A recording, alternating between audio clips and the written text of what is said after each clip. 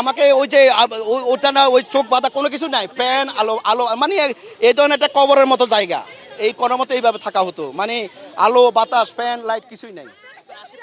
হ্যাঁ, আমাদের ওই যে আমরা কি করতাম, যখন অনেক নিজুবে সিসি ফোকা ডাক দিত, শুধু কান্না, মারে ও মা তোবা পরে কান্না করে, এরকম আওয়াজগুলো শুনতাম, এবং অনেক আওয়াজগুলো শুনতাম। আর প্রতিটা এরকম খাঁচায় খাঁচায় লোক ছিল, এক একটা খাঁচায়। আমাদের ধারণা ওখানে অনেক লোক, প্রায় 300-400 উপরে লোক হবে। এই প্রতিটা বাংলাদেশের র্যাবের যত জায়গা আছে, সব র্যাবের জায়গাগুলো তদন্ত করা উচিত, এবং সব জায়গায় এই আইনা সেল আছে। শুধু ডিজিএফআইতে আছে তা না, র্যাবের প্রতিটা জায়গায় আছে এই তস্তারিং, এবং কোটি কোটি টাকার বিনিময় জীবন ভিক্ষা।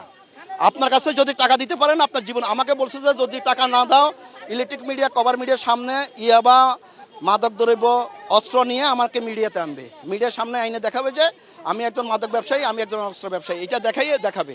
এই খাবার কি, ওই যে খাবারটা আমরা যখন দিত ওইভাবে হাত দিয়ে দেখতাম যে কি খাবার দিছে, চোখ বাঁধা, চোখ খোলা যাবে না, হাতটা খুলে দিত, এই যে খুঁজে দেখতাম যে কি দিছে, না কিছুই আপনি বুঝবেন না, কখনো চোখ খুলতে পারবেন না, আপনি মারিয়ে ফেলবে। হ্যাঁ, মাকে দিতে হয়তো আপনার ওইটা 2টা রুটি দিত আর একটু ভাজি শেষ, আর ওইটা দিতে কিছু মেডিসিন থাকতো, ও খাইলে, আজকে খাইলে একদিন ঘুমাই থাকতেন, মানে খাইলে ঘুমেই থাকে, খালি ঘুমাই থাকে মানুষ, আর শুধু কান্নাকাটি, শুধু কান্নাকাটি, কত কষ্ট যন্ত্রণা। আপনি যদি 1 বছর জেলে থাকেন আর এখানে আয়নাগরে একদিন থাকেন, এক সমান। আমার যদি জেলে 1 বছর দেয় আর আয়নাগরে একদিন দেয়, আমি বলবো আমি 1 বছর জেলে থাকবো, কারণ জেলে আপনি বন্ধু বান্ধব চোখ খোলা তো দেখা যাচ্ছে, তো ওখানে কিছুই দেখা যায় না। আর কিসের গোসল, আপনি কি গোসল খুঁজতেছেন?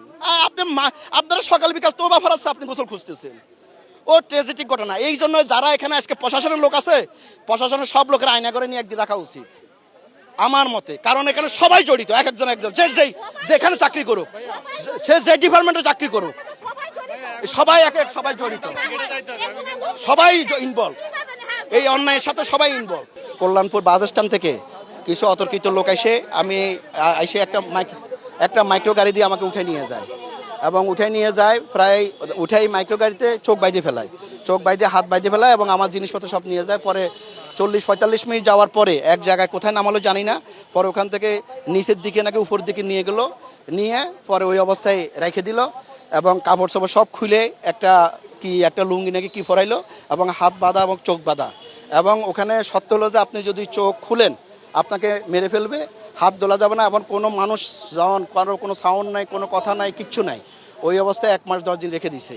আমি প্রায় 90 কেজি ওজন ছিলাম, আমি যখন আমাকে ছাড়তে তখন 60 কেজি ওজন হয়ে গেছি। আমি চোখে দেখতাম না, আমার হাড়ে 2টা নষ্ট হয়ে গেছে, হাড়ে 2টা রিং পরাইছি, এবং অনেকগুলো টাকার বিনিময়ে, প্রায় কয়েক কোটি টাকার বিনিময়ে, প্রায় 8-10 কোটি টাকার বিনিময়ে বিভিন্ন সত্য সাপেক্ষে আমাকে জামিন দিয়েছে, আমাকে বের করছে। আমাকে বলছিল যে আমাকে 3 বার ওযু করাইছিল, 3 দিন।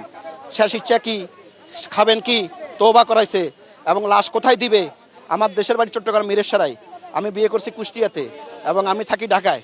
তো বললো যে আপনার শেষ ইচ্ছা কি, আপনি কি খাইতে চান, এইভাবে ওযু করাইতো, এবং 2-3 বার। পরে আমি ওদের কাছে জীবন ভিক্ষা চাইলাম, এবং পরে ওরা 2 দিন পরে জানাইলো যে এই টাকা দিতে হবে, এই করতে হবে, কারণ ওরা সমস্ত কিছু তদন্ত করে দেখছে আমাদের নামে জীবনে কোনো একটা থানায় জিডি পর্যন্ত নাই। আমরা নিরীহ মানুষ, আমরা ব্যবসা বাণিজ্য করি। আমার সাথে আর্মির এক সাজ্জাদ, মেজর সাজ্জাদ, আমার থেকে তার কুয়াকাটা কিছু ল্যান্ড পারচেস করছিল, ওর সাথে ব্যবসায়িক একটু দ্বন্দ্ব হয়েছিল। সেই মেজর সাজ্জাদের নেতৃত্বে 40 লক্ষ টাকার বিনিময়ে এর সাথে সিটি হসপিটালের ডাক্তার শহীদুল বাড়ি, লালমাটিয়া, মোহাম্মদপুর ডাক্তার শহীদুল বাড়ি এবং মেজর সাজ্জাদ, এদের মাধ্যমে প্রধানমন্ত্রী, না আর্মিতে নাই, সে সিলভার বো অ্যান্ড গোল্ডেন এরোর ব্যবস্থাপনা পরিচালক। হ্যাঁ, এবং ওইটার মাধ্যমে যেহেতু সে আর্মির মেজর ছিল, সে র্যাবের সাথে, বেনজির সাহেবের সাথে এবং এডিশনাল ডিজির সাথে যোগাযোগ করে কন্ট্রাক্ট করে আমাকে এইভাবে উঠে নিয়ে যায়।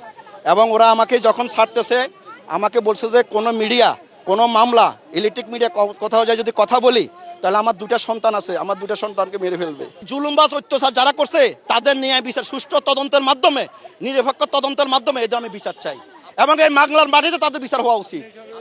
তাদের র্যাবের ডিজি ছিল বেনজির সাহেব, আর এডিশনাল ডিজি ছিল উনি মানে সাভারে, এখন ওনার ব্রিগেডিয়ার জেনারেল কি হয়েছে আমি ওনার নামটা ভুলে গেছি। আমি কালকে র্যাব অফিসে ফোন করছি, ওনার নামটা দেয় নাই, ওনাদের নাম লিখে আছে। আমরা বহু জায়গায় গেছি, বাংলাদেশে এমন কোনো জায়গা নাই, এমন কোনো পোস্ট নাই, এমন কোনো লোক নাই যাই না যে কিন্তু বিচার পাইনি। এলো মুক্ত চিন্তার স্বাধীন দৈনিক খবর। খবরের কাগজ। এখন খবর হবে নিখাত, নির্ভীক,